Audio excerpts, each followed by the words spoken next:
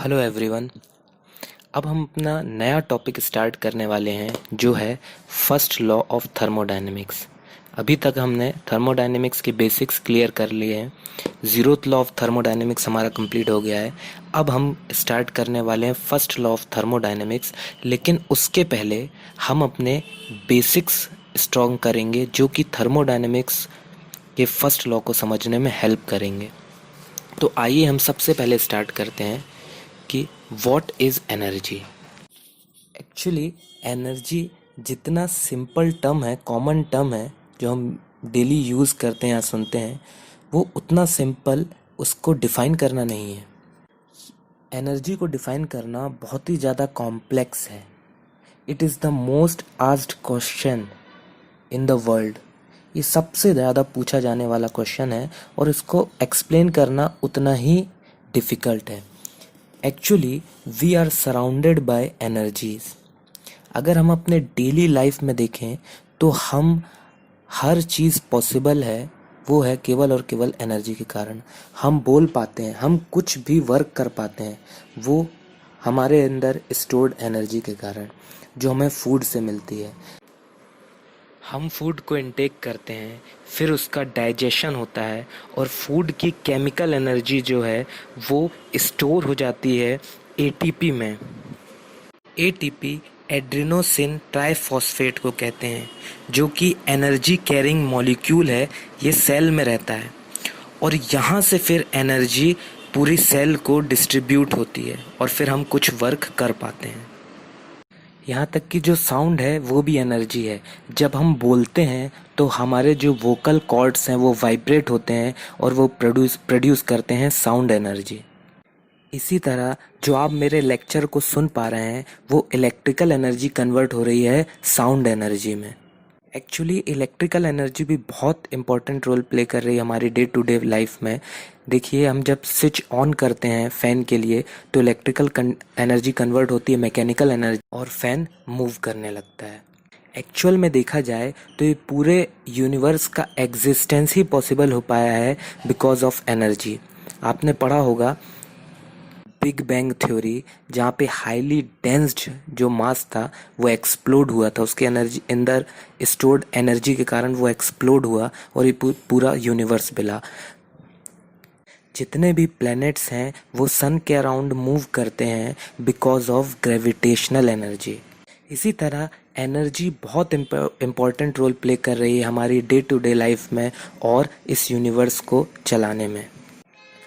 But हम अगर कोशिश करें तो हम सिंपली एनर्जी को डिफाइन कर सकते हैं the potential for causing changes and therefore can say that energy is the cause of any change. Actual में हम एनर्जी को ना क्रिएट कर सकते हैं ना डिस्ट्रॉय कर सकते हैं। हम केवल एनर्जी को ट्रांसफॉर्म कर सकते हैं एक फॉर्म से अनदर फॉर्म में। और पूरे यूनिवर्स की एनर्जी हमेशा कांस्टेंट रहती है। Energy of the universe remains constant. इसी तरह हमने देखा कि एनर्जी के बहुत सारे फॉर्म्स हैं, जैसे kinetic energy, gravitational potential energy, elastic potential energy, light energy, sound energy, heat और thermal energy, electrical energy, chemical energy and many more. मगर हम थर्मोडायनेमिक्स में फॉर्म्स ऑफ एनर्जी में डील नहीं करते हैं। हमारा इंटरेस्ट रहता है केवल चेंज ऑफ टोटल एनर्जी में।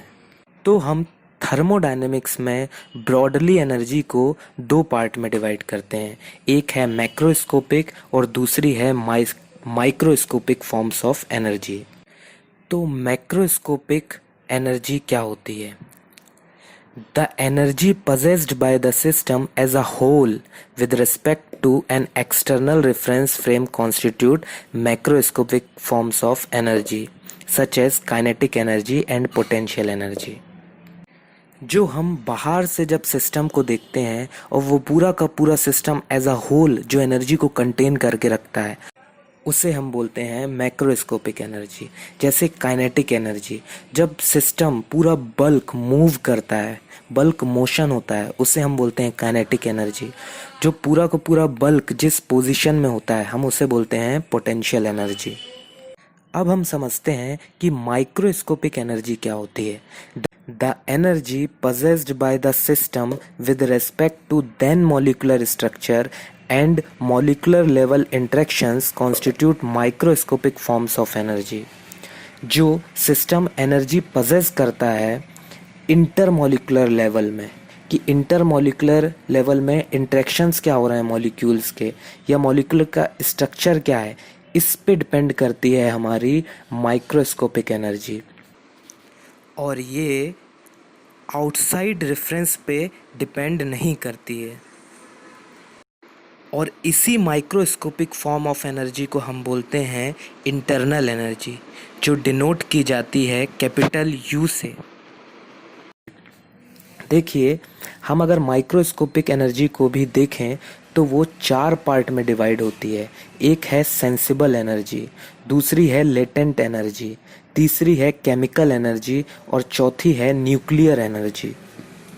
चलिए अब हम समझने की कोशिश करते हैं कि सेंसिबल एनर्जी क्या होती है।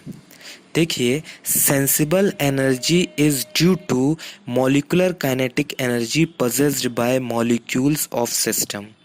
जो सिस्टम के मॉलिक्यूल्स हैं उनमें जब काइनेटिक एनर्जी होती है या फिर हम कहें रैंडम एनर्जी होती है, उसके कारण जो एनर्जी मॉलिक्यूल पजेस करते हैं उसे हम सेंसिबल एनर्जी कहते हैं। अब आपको समझ में आ रहा होगा रैंडम एनर्जी के कारण मॉलिक्यूल में क्या आता है, टेम्परेचर। तो जो ये सेंसिबल एनर्जी है एक्चुअल वो टेम्परेचर डिपेंडेंट है। मतलब जितना ज़्यादा टेम्परेचर होगा उतना ही सेंसिबल रीडिंग ज़्यादा होगी, सेंसिबल एनर्जी की रीडिंग ज़्यादा होगी। और इसको हम एक और तरीके से समझ सकते हैं कि सेंसिबल एनर्जी को हम सेंस कर सकते हैं या मेजर कर सकते हैं। इसके लिए मेजर इंस्ट्रूमेंट डिवाइसेस हैं, जैसे कि आप टेम्परेचर मेज़र कर सकते हैं थर्मोमीटर के ज़रिए। इसी तरह आपको अंदाज़ा लग जाता है कि इस सिस्टम के पास कितनी सेंसिबल एनर्जी है। अब दूसरी एनर्जी आती है जिसे हम कहते हैं latent energy. Latent energy associated with phase of the system and comes into picture during phase change। जब किसी सिस्टम का फेज चेंज होता है तब लेटेंट एनर्जी रोल में आती है। मान लीजिए लिक्विड से गैशियस फेज में हमारा सिस्टम जा रहा है तो एक लेटेंट एनर्जी होती है। लेटेंट मतलब छुपी हुई एनर्जी जिसे आप सेंस नहीं कर सकते, वो एनर्जी रोल में आती है।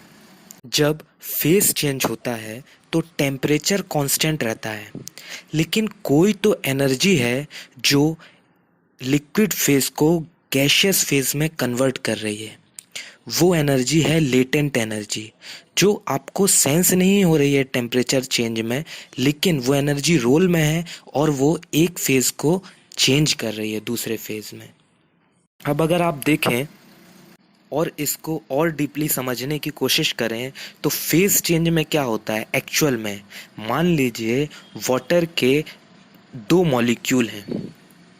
वाटर H2O के बहुत सारे मॉलिक्यूल से मिलके बनता है। हम फोकस कर रहे हैं 2 मॉलिक्यूल मान लीजिए, और उन मॉलिक्यूल का जब सेपरेशन होगा, मतलब 2 मॉलिक्यूल हैं H2O के, वो अलग अलग होंगे, तो जो एनर्जी रोल में आती है उसी को हम करते हैं latent energy. That means latent energy comes into picture when 2 or more molecules of our system breaks down or 2 or more molecules separated from each other। अब थर्ड आती है chemical energy. Chemical energy associated with atomic bonds in a molecule. Means जो H2O का एक molecule है उसमें 2 hydrogen molecule atom होते हैं और एक ऑक्सीजन एटम होता है। जब एटम एक दूसरे से सेपरेट होते हैं, एक मॉलिक्यूल के मान लीजिए H एटम ऑक्सीजन से सेपरेट हो रहा है, तो जो एनर्जी पिक्चर में आती है उसको हम कहते हैं chemical energy. That means chemical energy comes into picture when two atoms of a molecule separated from each other. अब फोर्थ आती है हमारी nuclear energy, which is associated with strong bonds with in the nucleus. अब हम जा चुके हैं nucleus तक, जो न्यूक्लियस के बॉन्ड को ब्रेक करने में हेल्प करती है या पिक्चर में आती है, उसे हम कहते हैं न्यूक्लियर एनर्जी. न्यूक्लियर एनर्जी के बारे में हम कहाँ पढ़ते हैं? जब न्यूक्लियर फिज़न और फिज़न रिएक्शन पढ़ते हैं, जहाँ क्या होता है, एक ही एटम के जो न्यूक्लियस हैं वो ब्रेक्स डाउन होते हैं. जो एनर्जी इसके लिए रेस्पॉन्सिबल होती है उसको बोलते हैं न्यूक्लियर एनर्जी. तो हमने क्या पढ़ा?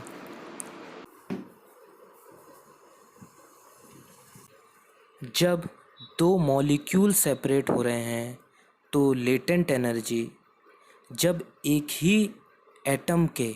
ही मॉलिक्यूल के दो एटम सेपरेट हो रहे हैं तो केमिकल एनर्जी, जब एक ही एटम का न्यूक्लियस सेपरेट हो रहा है या न्यूक्लियर बॉन्ड्स ब्रेक हो रहे हैं तो वो है न्यूक्लियर एनर्जी.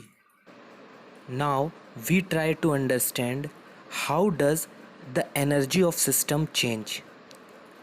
आखिर सिस्टम की एनर्जी चेंज कैसे होती है? इसके 3 तरीके हैं. एक है वर्क इंटरेक्शन, दूसरा है हीट इंटरेक्शन और तीसरा है mass interactions. Actually work and heat are the forms of energy. Work heat जो है वो एक एनर्जी के ही फॉर्म है. तो हमने क्या देखा कि सिस्टम की एनर्जी 3 तरीके से चेंज हो सकती है. वर्क इंटरेक्शन मतलब सिस्टम आपका सराउंडिंग पे कुछ वर्क कर रहा है या फिर सराउंडिंग आपके सिस्टम पे कुछ वर्क कर रहा है तो एनर्जी चेंज होगी सिस्टम की. दूसरा है हीट इंटरेक्शंस, या तो आपका सिस्टम सराउंडिंग को कुछ हीट दे रहा है या फिर सराउंडिंग से कुछ हीट ले रहा है तो भी आपके सिस्टम की एनर्जी चेंज हो सकती है. थर्ड है मास इंटरेक्शंस. अगर सिस्टम से कुछ मास सराउंडिंग में बाहर जाएगा या बाहर सराउंडिंग से कोई सिस्टम में मास आएगा तो भी एनर्जी चेंज होगी. ये मास और एनर्जी का रिलेशन ऑलरेडी आइंस्टाइन ने दे चुका है. पहले लोग मानते थे कि मास और energies are not related to each other, but Einstein ने इक्वेशन देखकर E=mc² ये साबित कर दिया कि मास और एनर्जी भी आपस में रिलेटेड हैं. तो अब हम नेक्स्ट क्लास में वर्क और हीट के बारे में पढ़ेंगे, जो एनर्जी के ही फॉर्म होते हैं, जिनकी यूनिट जूल होती है. और फिर हम first law of thermodynamics start करेंगे और उसके कुछ अच्छे न्यूमेरिकल्स भी करेंगे. Now this is the end of our video lecture. Thank you for watching. If you have any query or doubt, please comment below in the comment section, and please don't forget to subscribe our channel.